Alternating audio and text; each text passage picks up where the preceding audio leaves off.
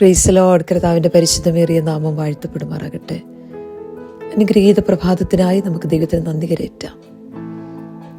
നമ്മുടെ ജീവന് നേരെ പിശാച് പലപ്പോഴും അസ്ത്രങ്ങളെ എയ്തുവിട്ടപ്പോൾ നമ്മുടെ പ്രാണനെ ഭൂമിയിൽ നിന്നും അയച്ചു കളയുവാൻ ശത്രു പദ്ധതികൾ ഒരുക്കിയപ്പം ശത്രുവിൻ്റെ ഇഷ്ടത്തിന് നമ്മളെ വിട്ടുകൊടുക്കാതെ ഈ പ്രഭാതം നമ്മളെ കാണിച്ച് ദൈവത്തിന് നന്ദി കരേറ്റിക്കൊണ്ട് ദൂരത്തും ചാരത്തും നിന്ന് ഞങ്ങളെ ശ്രവിക്കുന്ന എല്ലാ പ്രിയപ്പെട്ടവർക്കും ധന്യനായ ക്രിസ്തയേശുവിന്റെ നാമത്തിൽ സ്നേഹവന്ദനങ്ങളെ അറിയിച്ചുകൊണ്ട് 18-ാം സങ്കീർത്തനം 28-ാമത്തെ വാക്യം: നീ എൻ്റെ ദീപത്തെ കത്തിക്കും, എൻ്റെ ദൈവമായ യഹോവേ എൻ്റെ അന്ധകാരത്തെ പ്രകാശമാക്കും.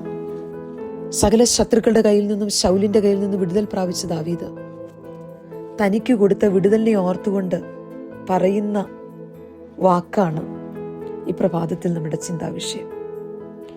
ദാവീദിന്റെ ദീപത്തെ അണച്ചവനെ അന്ധകാരത്തിലാക്കി വഴികൾ അടയ്ക്കാൻ ശത്രു പ്രവർത്തിച്ചു. ആ ദീപത്തെ കെടുത്തി ഞങ്ങൾ ജയിച്ചു, ഇനി അവൻ വെളി വരുത്തില്ല, ഇനി അവനെ ആരും കാണത്തില്ല, ഇനി അവനെ ആർക്കും പേടിക്കാനില്ല. അങ്ങനെ സന്തോഷിച്ച് ശത്രു ആർത്തുകൊണ്ടിരിക്കുമ്പോൾ ദൈവം ദാവീദിന്റെ ദീപത്തെ കത്തിച്ചു. ശത്രു ദീപത്തെ കെടുത്തുമ്പം ദൈവമക്കളുടെ ദീപത്തെ ദൈവം കത്തിക്കും. ശത്രു ദീപം കത്തിച്ചാൽ ആരെ കൊണ്ടും അത് കെടുത്താൻ പറ്റും. ദൈവത്തിന് അത് കെടുത്താൻ ഒരു നിമിഷം മതി. എന്നാൽ ദൈവം ദീപത്തെ കത്തിച്ചാൽ അതിനെ കെടുത്തുവാൻ ആരെ കൊണ്ടും കഴിയുകയില്ല. ദീപത്തെ കെടുത്താൻ ശ്രമിച്ചാലും എണ്ണ പകർന്ന് ദൈവം ആ ദീപത്തെ പ്രകാശമാക്കും. തീ കത്തുന്ന സ്ഥലത്ത് ഒരു വശത്തുകൂടെ ഓസുകൊണ്ട് വെള്ളമൊഴിച്ച് തീ കെടുത്താൻ ശ്രമിച്ചാലും മറുവശത്തൂടെ ഒരാൾ എണ്ണ പകർന്നുകൊണ്ടിരിക്കും. ആ തീ അണയ്ക്കാൻ ആർക്കും കഴിയുകയില്ല. ഈശാനമൂലനാകുന്ന കൊടുങ്കാറ്റടിപ്പിച്ച് ദീപത്തെ അണിക്കാൻ ശത്രു പ്രവർത്തിച്ചെന്ന് വരാം. പ്രതികൂലത്തിന്റെ വെള്ളങ്ങൾ പ്രവഹിപ്പിച്ച് തീ കെടുത്തുവാൻ തുനിഞ്ഞെന്ന് വരാം. എന്നാൽ ഒരു വശത്ത് അഭിഷേകവും കൃപയും പകർന്നുകൊണ്ട് ഒരുവൻ നിൽക്കുകയാ. ദാവീദ് ഇതോടില്ലാതാകും. ഇവൻ ഇരുട്ടിൽ തപ്പി നടക്കേണ്ടി വരും. ഇവൻ വലിയ കുഴിയിൽ പതിച്ച് നശിച്ചു പോകും. അതാണ് ശത്രുവിനെ കണക്കുകൂട്ടൽ. അങ്ങനെ കാത്തിരിക്കുക. പക്ഷേ അവന്റെ ദീപത്തെ ദൈവം കത്തിച്ചതോടെ ശത്രുവിന്റെ കണക്കുകൂട്ടലുകളെല്ലാം പാഴായി. ദൈവം ദീപം കത്തിച്ചാൽ അന്ധകാരം പ്രകാശമായി തീരും. വെളിച്ചം വരുമ്പോൾ ഇരുട്ട് മാറും. ദൈവത്തിന്റെ മക്കൾക്ക് ദൈവം അവരുടെ ദീപത്തെ അങ്ങ് കത്തിച്ചാൽ അവരത്ഭുത പ്രകാശത്തിലായി തീരുകയാണ്. ഇരുട്ടിന്റെ ശക്തികൾ മാറിപ്പോകുകയാണ്. ദൈവം ദീപത്തെ കത്തിച്ചതിനാൽ പടക്കൂട്ടത്തിന് നേരെ പാഞ്ഞു ചെല്ലാൻ ദാവീദിന് എളുപ്പമായി.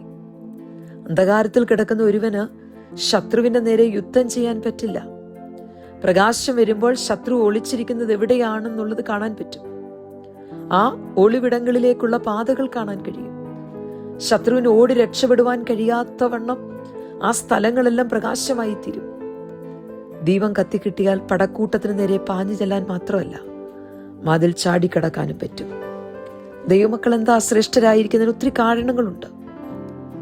സത്യദൈവത്തെ ആരാധിക്കുവാൻ ഇറങ്ങിയ ദൈവമക്കൾ പടക്കൂട്ടങ്ങൾ വളഞ്ഞാൽ ലോകമനുഷ്യനെ സംബന്ധിച്ചിടത്തോളം അവന്റെ ജീവിതം ഒരുപക്ഷെ അവസാനിച്ചെന്ന് വന്നേക്കാം. പക്ഷെ ദൈവമനുഷ്യന്റെ നേരെ പടക്കൂട്ടം എടുത്താൽ ആ പടക്കൂട്ടത്തിന് നേരെ പാഞ്ഞു ചെന്ന് പടക്കൂട്ടങ്ങളെ പരാജയപ്പെടുത്താൻ ദൈവം അവർക്ക് ബലം നൽകും. നീ നിന്ദിച്ച ഇസ്രായേൽ നിരകളുടെ ദൈവമായ യഹോവയുടെ നാമത്തിൽ ഞാൻ നിന്റെ നേരെ വരുന്നെന്ന് പറഞ്ഞ് പടക്കൂട്ടത്തിന് നേരെ പാഞ്ഞു ചെല്ലാൻ ദാവീദിന് ധൈര്യവും ശക്തിയും ലഭിച്ചത് സ്വന്തം കഴിവുകൊണ്ടല്ല, ദൈവം കൊടുത്ത ബലമായിരുന്നു.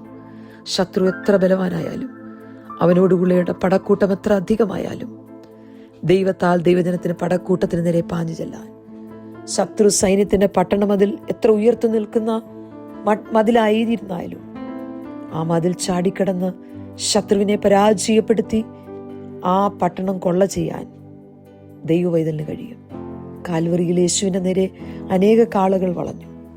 ബാശാൻ കൂറ്റന്മാരുടെ കൂട്ടം ചുറ്റി. ബുഭിക്ഷയോടെ അലറുന്ന സിംഹം എന്ന പോലെ ശത്രു അലറിയടിച്ചു. നായ്ക്കൾ വളഞ്ഞു, കാട്ടുപോത്തടുത്തിയെന്നു.